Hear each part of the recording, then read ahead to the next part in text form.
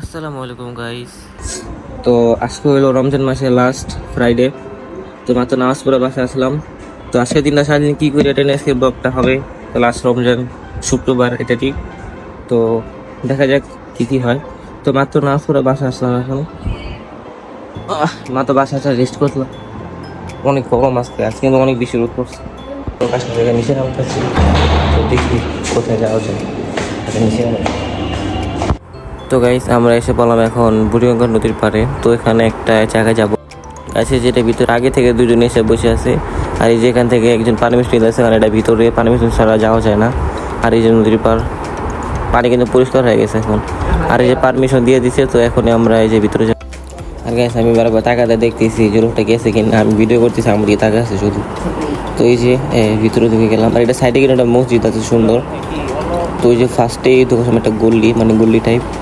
তো এখন যাবো সামনে। আর সামনে কিন্তু একদম ফুল, একদম চেঞ্জ একটা এরিয়া, পুরা গ্রাম। হ্যাঁ আর ওটা ওই দিতে সুন্দর ওই জায়গায়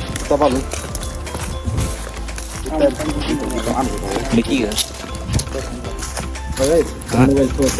আমার জিনিস এটার ভিতরে ভাই মাথা ধরা আমার সাহস নেই। আমি এমনি ক্যামেরাতে দেখি কি সাথে এটা কি আজব জিনিস একটা। এটা হইলো তোর যেমন 1971 সালে যুদ্ধ হয় না, হ্যাঁ ওই সময় এই জিনিসটা। 1971 সালে যুদ্ধ হইছে বেটা, হয় না?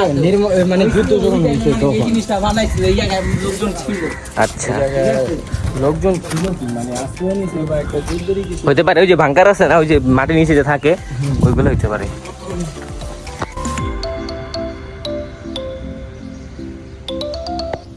তো গাইস ওখান থেকে আমরা বার হয়ে গেছি, বার হয়ে তো এখন যাচ্ছি উপরের দিকে। আর গাইস আমি ভাবছি যে পানি পরিষ্কার না, আসলে পানি পরিষ্কার না, দেখা যায় পরিষ্কার, কিন্তু পানি এখনো ময়লাই আছে আগের মতো। তো এখন দেখি সামনে যাই।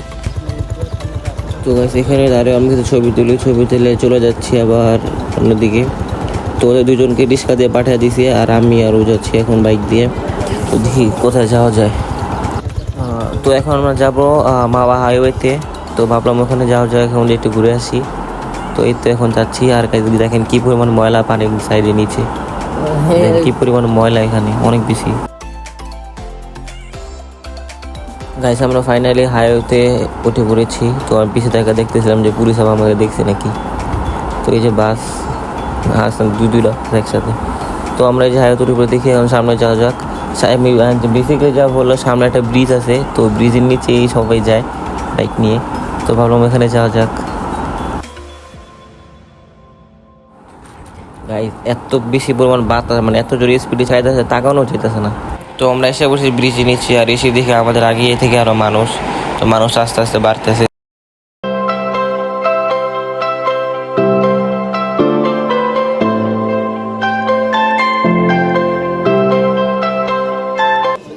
আজকের মতো শেষ। তো বাসায় যে পড়েছি এখন, ইফতারের সময় হয়ে গেছে, আজানও দিয়ে দিছে।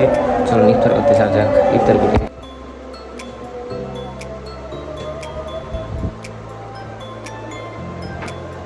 আজকের ব্লগটা ছিল এই পর্যন্তই। ভালো লাগলে অবশ্যই লাইক করবেন, কমেন্ট করবেন, শেয়ার করবেন। দেখা হবে নেক্সট ভিডিওতে। আল্লাহ হাফিজ।